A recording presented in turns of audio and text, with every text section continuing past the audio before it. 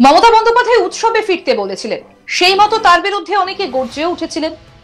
এর মধ্যে এবার সুখবর দেওয়া হচ্ছে তরুণের স্বপ্ন প্রকল্পের টাকা, অর্থাৎ পুজোর মুখে ভালো খবর শোনালো রাজ্য সরকার।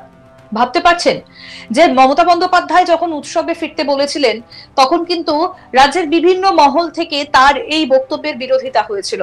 কারণ যখন শহরে অভয়াকাণ্ডের মতো একটা ঘটনা ঘটে গিয়েছে তখন কি করে মুখ্যমন্ত্রী সকলকে বলেন উৎসবে ফিরতে, এটা নিয়েও কিন্তু নানা প্রশ্ন দানা বেঁধেছিল, তর্ক বিতর্ক অনেক হয়েছে। তবে এবার একটা সুখবর দেওয়া হচ্ছে তরুণের স্বপ্ন প্রকল্পের টাকা। কি এই তরুণের স্বপ্ন প্রকল্প? অর্থাৎ পুজোর মুখে ভালো খবর শোনাচ্ছে রাজ্য সরকার। এবছর দ্বাদশ শ্রেণীর পাশাপাশি একাদশ শ্রেণীর পড়ুয়াদেরও ট্যাব, মোবাইল কেনার জন্য তরুণের স্বপ্ন প্রকল্পের মাধ্যমে 10,000 টাকা করে দেবার কথা ঘোষণা করেছিল রাজ্য। সূত্রের খবর, শিক্ষক দিবসের দিন রাজ্যের 16 লক্ষ ছাত্রছাত্রীর অ্যাকাউন্টে তরুণের স্বপ্নের টাকা পাঠানো হবে বলে জানানো হয়েছিল। সেই পরিকল্পনাও বাতিল করে দেয় শিক্ষা দপ্তর। বিজ্ঞপ্তিও জারি করা হয়। তার মধ্যে ঘটে যায় আরজি করের ঘটনা। এরপর আশঙ্কা দেখা দেয় তাহলে কি আর টাকা পাওয়া যাবে না, নাকি আর মিলবে না সেই টাকা। তবে দ্বিতীয়ার দিনই সুখবর দিল রাজ্য সরকার। নবান্ন সূত্রে খবর, পুজোর মধ্যেই ছাত্রছাত্রীদের ট্যাবের জন্য 10,000 টাকা করে দেবে রাজ্য সরকার। শুক্রবার থেকেই টাকা বিলির কাজ শুরু হয়ে যাবে বলে সূত্রের খবর। নবান্নের তরফে জানানো হয়েছে আজ থেকেই পড়ুয়াদের অ্যাকাউন্টে ট্যাবের টাকা পাঠানোর কাজ শুরু হয়ে যাবে।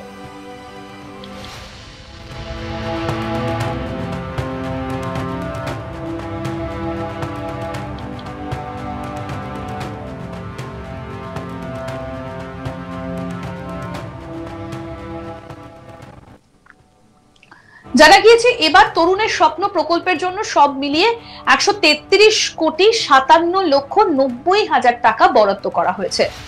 করোনাকালে ডিজিটাল শিক্ষায় শিক্ষিত করতে এই উদ্যোগ নিয়েছিলেন মুখ্যমন্ত্রী। তারপর থেকে প্রতি বছরই রাজ্যের বিভিন্ন উদ্যোগ দেখা গিয়েছে। রাজ্যের পড়ুয়াদের মোবাইল এবং ট্যাবলেটের মাধ্যমে পড়াশোনার ক্ষেত্রে সমান সুযোগ করে দেওয়ার চেষ্টা করা হচ্ছে। পুজোর মুখে তরুণের স্বপ্ন প্রকল্পের টাকা ব্যাংক অ্যাকাউন্টে জমা হলে সেটা মাস্টার স্ট্রোক বলেই মনে করছে রাজ্যবাসী। যুগের সঙ্গে তাল মিলিয়ে ডিজিটাল শিক্ষায় জোর দিয়েছে রাজ্য।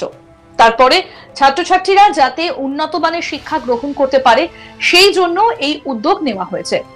এবার পুজোর মধ্যে টাকা, এই প্রকল্পের টাকা চলে যাবে অ্যাকাউন্টে। তবে এর আগে কেন এই টালবাহানা হয়েছিল সেটা নিয়ে কিন্তু একটা প্রশ্ন থেকেই গেল।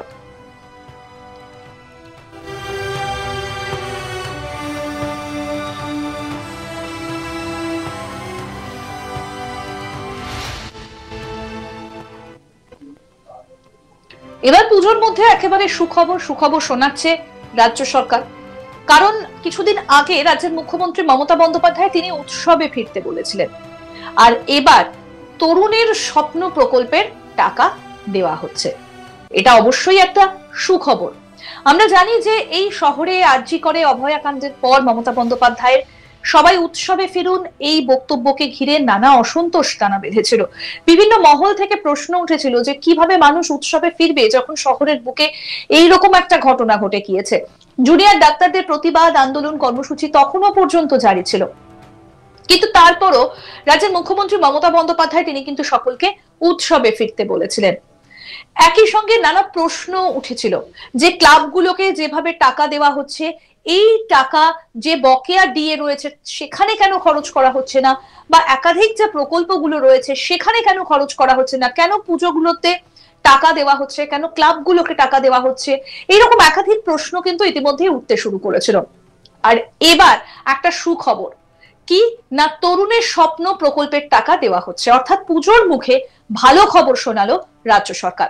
এবছর দ্বাদশ শ্রেণীর পাশাপাশি একাদশ শ্রেণীর পড়ুয়াদেরও ট্যাব, মোবাইল কেনার জন্য তরুণের স্বপ্ন প্রকল্পের মাধ্যমে 10,000 টাকা করে দেবার কথা ঘোষণা করা হচ্ছে, এবং এটা কিন্তু আগেই রাজ্য সরকার ঘোষণা করেছিল। সূত্রের খবর, শিক্ষক দিবসের দিন রাজ্যের 16 লক্ষ ছাত্রছাত্রীর অ্যাকাউন্টে তরুণের স্বপ্নের টাকা পাঠানো হবে বলে জানানো হয়েছিল। তবে কোনো কারণে সেটা বাস্তবায়িত হয়নি। সেই পরিকল্পনাও বাতিল করে দেয় শিক্ষা দপ্তর। বিজ্ঞপ্তিও জারি করা হয়। তার মধ্যে ঘটে যায় আরজি করের ঘটনা। এরপরে আশঙ্কা দেখা দেয়, তাহলে কি টাকা পাওয়া যাবে না নাকি মিলবে না? তবে দ্বিতীয়ার দিনই সুখবর দিল রাজ্য সরকার। নবান্ন সূত্রে খবর, পুজোর মধ্যেই ছাত্রছাত্রীদের ট্যাবের জন্য 10,000 টাকা করে দেবে রাজ্য সরকার। শুক্রবার থেকেই টাকা বিলির কাজ শুরু হয়ে যাবে বলে সূত্রের খবর। নবান্নের তরফে জানানো হয়েছে, আজ থেকেই পড়ুয়াদের অ্যাকাউন্টে ট্যাবের টাকা পাঠানোর কাজ শুরু হয়ে যাবে।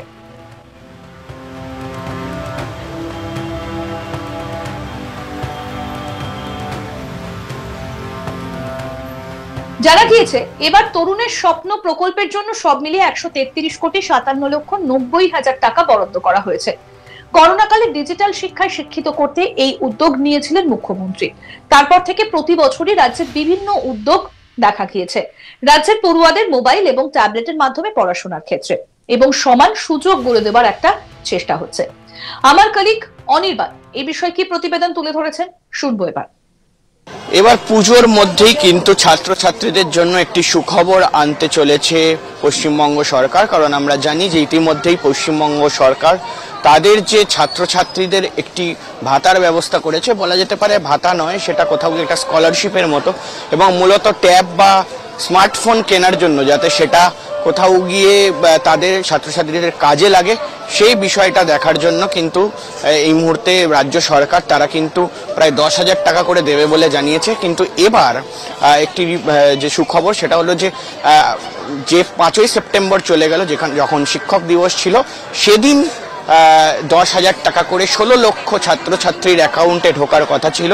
কিন্তু এই মুহূর্তে দাঁড়িয়ে রাজ্য সরকারি স্কুলে যারা ছাত্রছাত্রী রয়েছে তাদের সেই টাকা ঢোকেনি, এবং সেটা কোনো মতে আরজিকর হাসপাতালের ঘটনাই হোক বা বিভিন্ন ঘটনাকে কেন্দ্র করে কোথাও গিয়ে রাজ্য সরকারের তরফে সেই যে টাকা দেওয়ার ঘটনা সেটাকে পিছিয়ে দেওয়া হয়, এবং মূলত এবার সেই টাকা ঢুকতে চলেছে, এবং আগামী দিনের মধ্যেই হয়তো পুজোর মধ্যেই এই টাকা ঢুকে যাবে, বা পুজোর পরে সেই সুখবরটি পেতে চলেছে যে এই যে 10,000 টাকা কিন্তু 16 লক্ষ ছাত্রছাত্রীকে দেওয়া হবে। এবং মূলত এটা একটা প্রকল্প যে তরুণের স্বপ্ন, সেই তরুণের স্বপ্ন প্রকল্পে কিন্তু এবার যে মূল ছাত্রছাত্রীদেরকে এবার কিন্তু টাকা প্রদান করা হচ্ছে, 10,000 টাকা করে তাদের সরাসরি তাদের অ্যাকাউন্টে ঢুকতে চলেছে।